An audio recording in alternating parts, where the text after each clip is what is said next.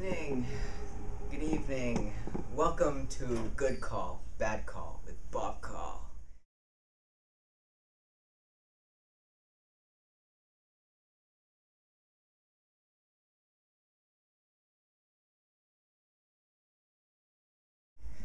Tonight's inaugural episode features a video interview with Peter Olsen from the New England Science Fiction Association.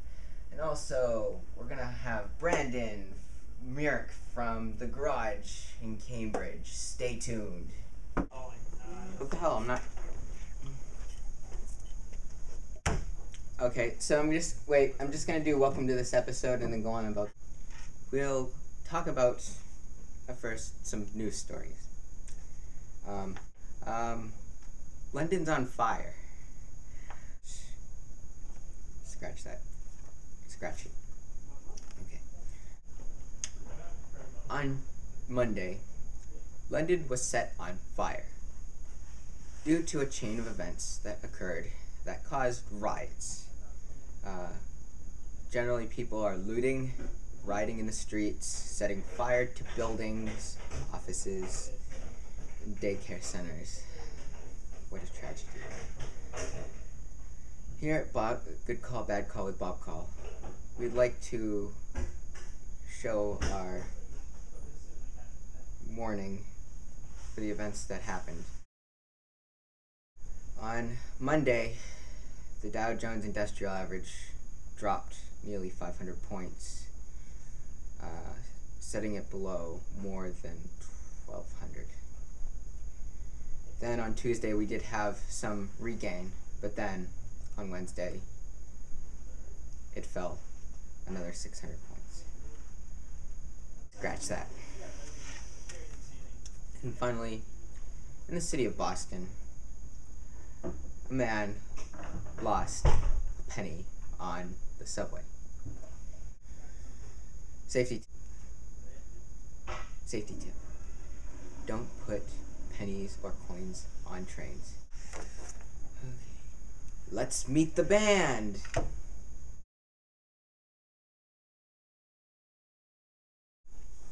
Well, actually, am I starting off with like the good call, bad call, Bob call?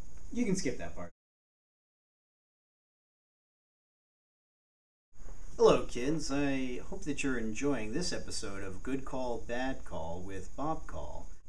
The other thing I would like to remind you of, kids, today is that Cadillacs and Dinosaurs is a video game that you can play, and I highly recommend it, although it is not a sponsor of the show.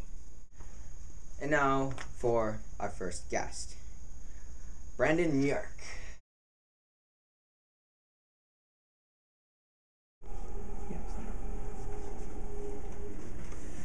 And tonight we have Brandon Murk. Nice to have you on the show. Thanks for having me, Bob.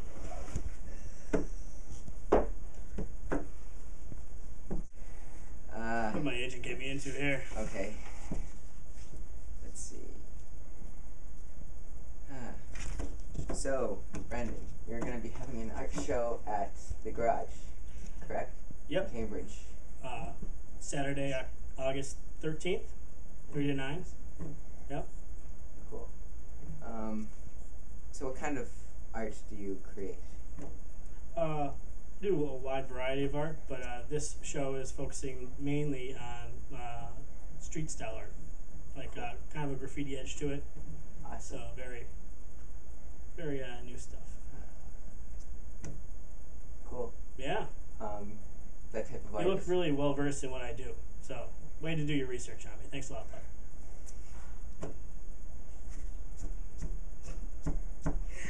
Sorry, I am sorry about that. It's okay. I blame my agent. It's not your fault. Yeah. But I am very excited to be on the inaugural episode of your show. Yes, it is a big breakthrough to start this show. But for any mistakes for this show, blame Matt Lee. Why don't you ask him some questions about what he does professionally, how long he's been making art, like what the show is about, what inspired the show, how the show came to be. So what do you do in your professional career? I'm actually a teacher. I teach art for grades 7 through 12 at a small Catholic school in on the Somerville Medford line. Cool. Yeah, I've been doing it for 6 years. Awesome. So how did you get into professional art? Well, I've been creating art my whole life. Undergrad at Hartford Art School. I got my bachelor's degree there in printmaking. From there, I've just been working towards a career, and I fell into teaching, and it's been a wonderful way to work with kids as well as create my own art. Cool. So how long have you been professionally creating art? Professionally, I mean, I guess the first thing I sold was when I was in high school, so back around 95. Awesome. Yeah. So, do you mainly concentrate on graffiti type art, or no, I mean, or do you for this all show, mediums? Well, for this show, I was trying to focus mostly on some newer type imagery, some stuff derived from pop culture, and stuff that really influenced me when I was a kid. I have also done some old Renaissance style stuff in the past, and I can pretty much do a wide range of things. Cool.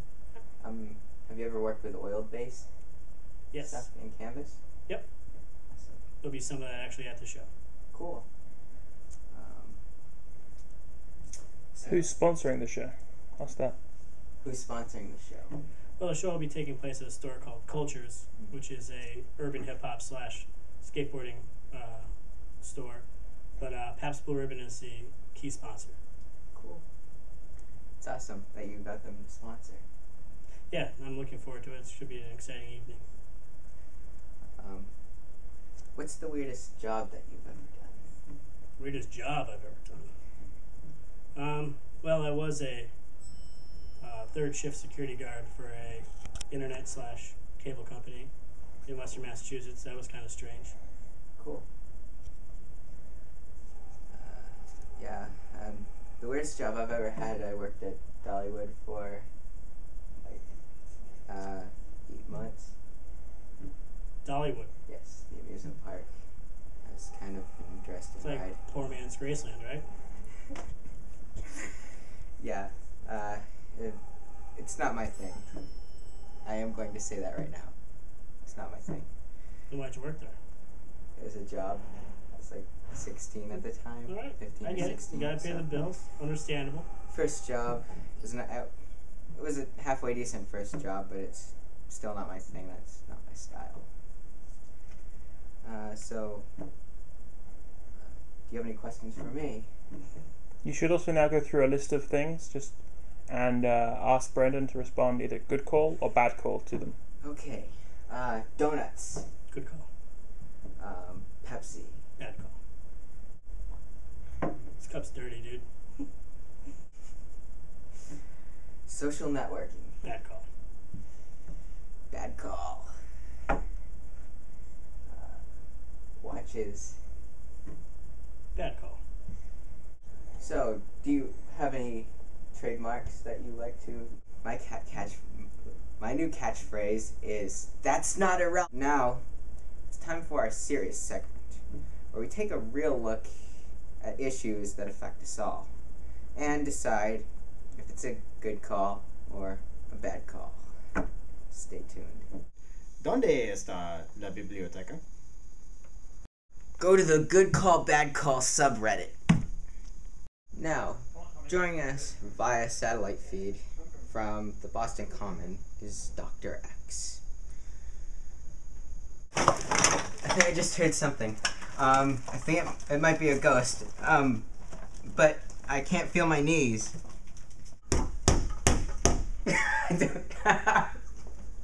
No, cut. Go. The internet. What's a communications tool for a dozen scientists to share an ASCII art rendering of a horse? Now used to share pornography, violent statistics, and for gambling. I went to the nearest computer warehouse to use their Wi-Fi to do more research, in which I make the unbelievable claim that the internet is being taken over by intelligent rodents. Perfect. This is a computer. This is a computer. For many of us, it's just another household item for looking at videos of animals and downloading music by great artists such as Blind Creation but for one group of elite cyberists, it's a filthy snack of bits and bytes.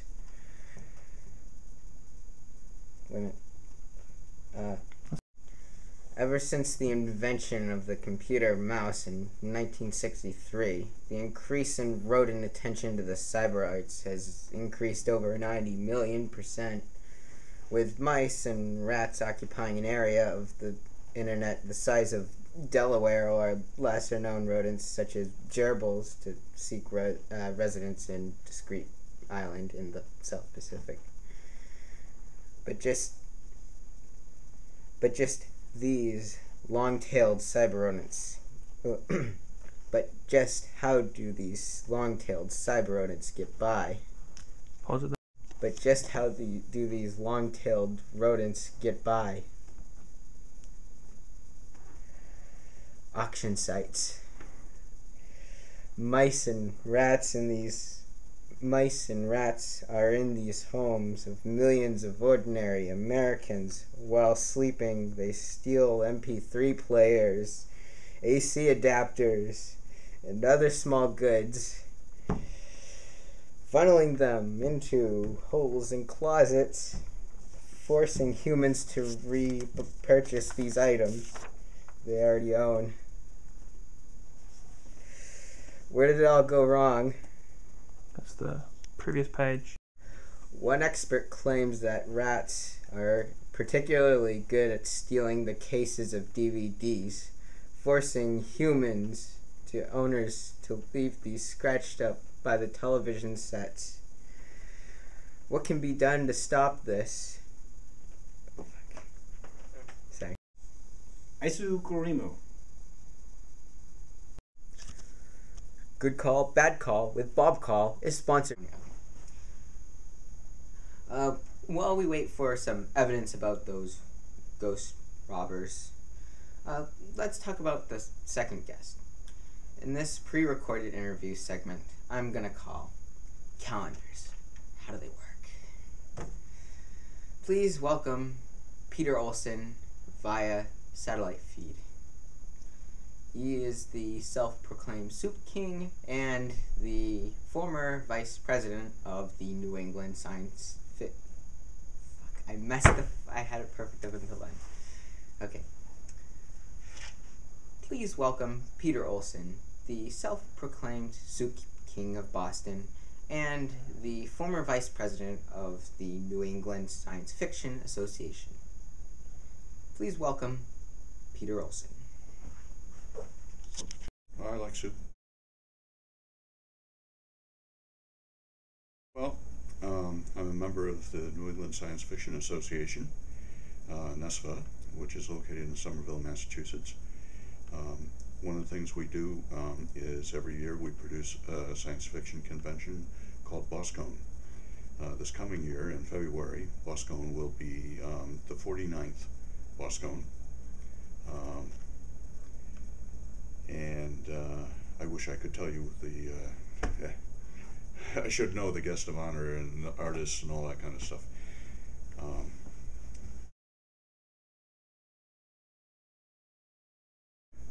I'm not sure that's science fiction exactly. It is sort of a fantasy. It's definitely a genre. You have to like vampires a lot. I don't have any particular interest in it. It probably fits into the sort of category of paranormal romance.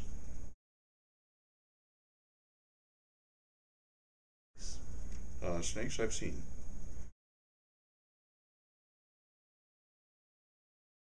It's not over.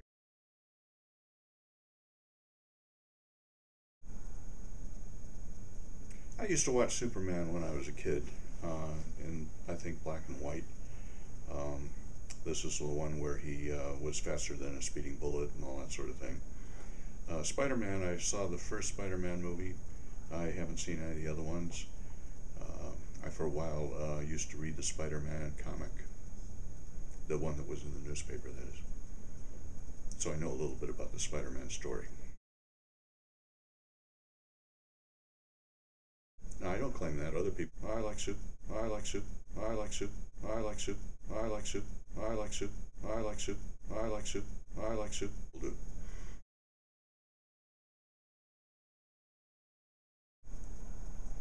This is sort of a silly question. I don't really keep track of such things.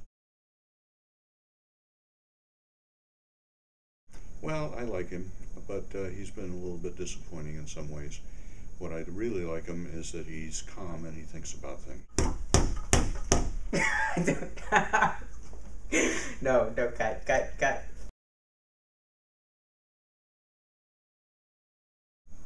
Hey, I'm a real fan of mathematics, and it's hard to, once you know enough about mathematics, it seems like a pretty wonderful thing. I don't do commercial endorsements like that.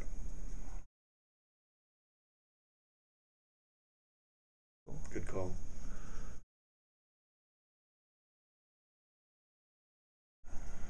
Bad call. Good call.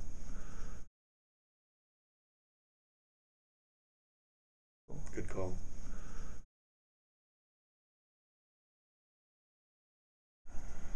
Bad call. Good call.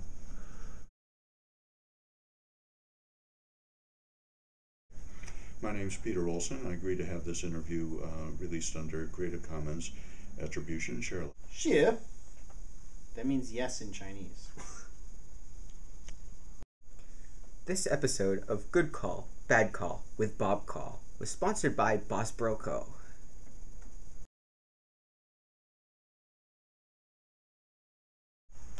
Peter Olsen can be found at NESFA meetings all over the New England area, and the Artisans Asylum in Somerville on Tuesday nights. Back to the investigation. I'm here in the back room of the MBTA's Park Street station, just a few hundred feet away from one of these apparitions of crimes. I'm hoping to catch a glimpse of whatever leads these bastards to a life of crime. What? Okay. Yeah, Mom. I'll be home later. I'm just still waiting for the ghosts. What was that?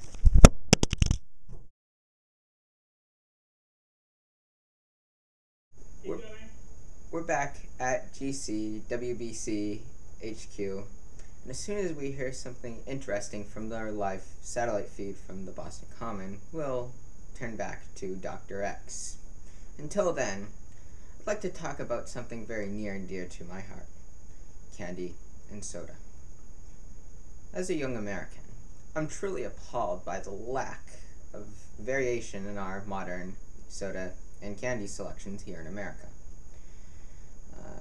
I'm joined today by what I hope will be the next soda and candy products of the future of this great nation. First up is this, an energy drink created right here in New England. Its makers claim it will give you a feeling of happiness. Its name? Soda Smiles.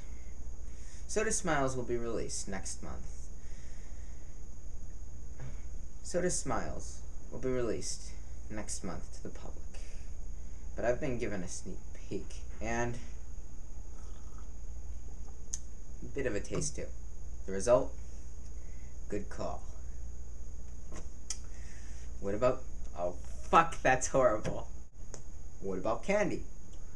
Well, if you've ever tried chocolate-covered espresso beans, you know what kind of a pick-me-up they can be. Well, the scientists at Boss Broco Candy Corporation have been working on a new candy. Let's get this out.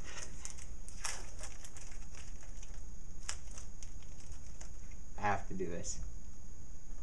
It's for the bonus clips. Everyone should go to the store and buy new Canadian taffy.